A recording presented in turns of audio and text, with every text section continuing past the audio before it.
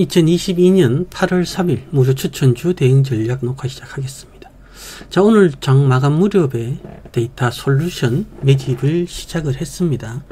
일단 보유한 재료는 디지털 플랫폼 정부 구축 수혜 기대감으로 일단 재료가 하나가 있고요. 그리고 얼마 전에 우크라이나 디지털 국가구상 계획을 한다라고 발표가 나오면서 그때 수혜주로 움직일 수 있다라고 분석이 나오면서 또 슈팅이 한번 나왔었죠. 그리고 과거에 나온 내용이지만 공정경제 관련된 수혜주로도 움직이고 있는 상태예요. 일단 이 앞전에 상한가를 한번 들어갔어요. 이렇게 상한가를 한번 들어갔다는 것은 세력이 존재하지 않는 한 상한가 들어가는 건 정말 힘들어요. 아니면 개인 누군가가 정말 막대한 자금을 뭐 몇백억, 뭐 천억 이상 들이부어서 상한가를 만들 수는 있겠지만 오래 못 가죠. 그렇기 때문에 상한가 가는 종목은 그만큼 힘이 강하다라고 봐야 될 것이고, 그리고 재료가 아직 소멸되지 않았기 때문에 조정 후에는 상승할 가능성이 충분히 높다라고 보시면 되겠습니다. 제가 과거에 앞산형 패턴에 대해서 여러 차례 강조를 했던 거 기억을 하실 것인데, 데이터 솔루션은 재료가 소멸되지 않았죠. 그렇기 때문에 조정 후에 상승할 가능성이 상당히 높다라고 보시면 되겠습니다. 자, 현재 평균 단가는 우리가 5,700원 이하에서 매집을 진행을 했고, 오늘 5,680원까지 왔다가 갔어요. 그래서 두 호가 정도 체결이 됐고, 평단가는 5,690원입니다. 시간 외에서는 소폭 하락을 했는데 거래량은 많지가 않아요. 다만 시장이 전반적으로 흐름이 안 좋기 때문에 오늘 유럽장, 미국장이 하락한다라면 내일장 그 영향을 받을 가능성이 크고요. 가급적이면 5일선이나 오늘 저점을 이탈하지 않는 게 제일 무난한 조정이지만, 만약 시장 상황이 좋지 않아서 개인들의 투매 심리가 작용을 하게 되면 일순간 투매 물량이 확 하고 쏟아질 수가 있겠죠. 그렇게 되면 5일선 이탈하고 21선 근처 또는 그 아래쪽까지 내려올 가능성이 있습니다. 일단은 5,380원, 즉 21선 근처까지 매집을 하는 이러한 전략을 가져갈 예정이고요. 이 안에서 분할매수 주문을 넣어놓고 체결되는 물량만 확보를 하시면 되겠죠. 억지로 위에서 매수할 필요는 없습니다. 자, 상승하지 못하고 하락을 한다라면 3시 기준 5,300원 이탈 시 전량 매도를 하면 되고요. 무료방은 매수 후에 3% 수익 나면 자동으로 수익 챙기시면 되고, 더 위로 목표를 보고 있다라고 하면 그때부터는 개인 대응을 해주시면 되겠죠. 제가 분석하는 종목들이 최근에 무료 추천주는 다 3% 자동 수익 매도를 하지만, 보통 과거에 제가 무료 추천주 기본 목표율이 얼마였는지를 잘 생각해 보시면 이 종목 3%만 보고 가는 종목은 아니다라는 것을 알 수 있으실 겁니다. 다만 상승하지 못하고 하락했을 때에는 최대한 짧게 한 3% 범위 안에서 손절 대응을 하시는 게 가장 무난해요. 매수 범위가 있기 때문에 제시한 매수 범위 안에서 차분하게 분할 매수하면은 얼마든지 이 3% 선에서 손절 관리가 가능하고요. 자, 그리고 세림 BNG.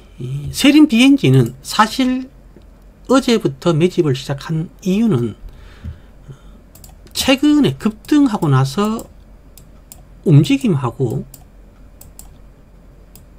이번에 움직임하고는 정말 많이 차이가 나요. 그래서 이렇게 조정이 깊지 않고, 저는 솔직히 말씀을 드리면 오늘 바로 위로 슈팅을 할 것이다 라고 판단을 했어요.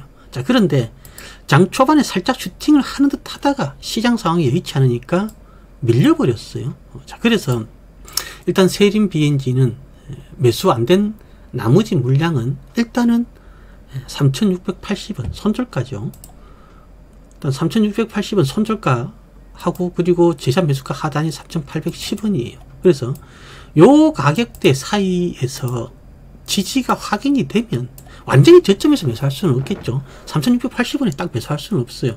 물론 3,680원에 매수 주문을 넣어놨는데 3,680원을 딱 찍고 올라가면은 매수가 되겠지만, 그런 상황이 아니라면 딱 저점에서는 매수를 할 수 없기 때문에 3,810원에서 3,680원 사이, 요 사이가 지지가 되었을 때 매수 안 된 물량을 이제 나머지 물량을 매수를 할 예정입니다.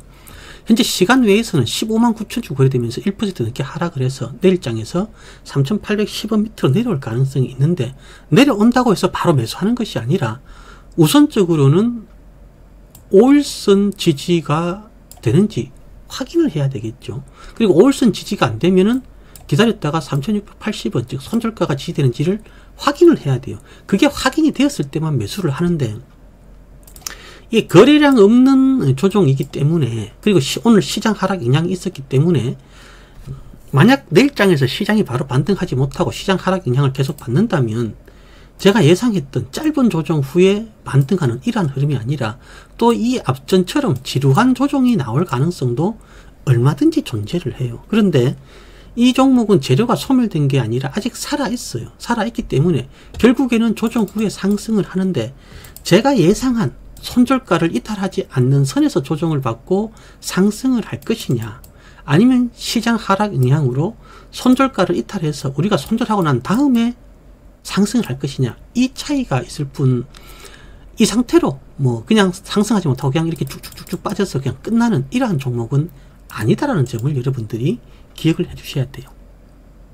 뭐 보유한 재료가 뭐 일단 플라스틱 관련된 생분해 기술을 보유하고 있고, 또 러시아 우크라이나 전쟁으로 인한 또 수혜주이기도 하죠. 물론 이제 그런 부분들은 많이 희석되기는 했지만 전반적으로 재료는 아직 살아있다라는 겁니다.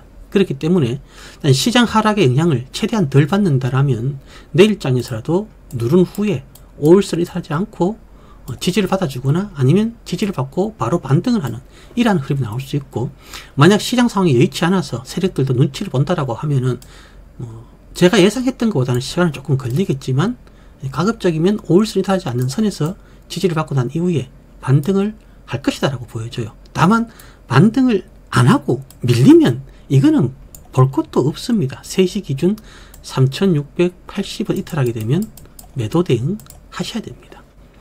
자, 그리고 오늘 대응 전략에서 우리 평균 단가가 3968원이기 때문에 일단 수익이 약간 낮든 본전이든 3980원 근처에다가는 무조건 전략 매도 세팅을 하시라고 오늘은 코멘트를 해드렸는데, 일단 오늘은 지나갔고 내일장에서 만약 추가 매수가 된다라고 하면 평단가는 낮아지겠죠. 그러면 그 평단가를 기준으로 해서 매수가 근처에서 일단 미련 없이 전략 매도를 하고 더 싸게 매수를 할 것이냐, 아니면 버텼다가 수익을 내고 나올 것이냐, 이 부분은 내일장에서 결정하도록 하겠습니다.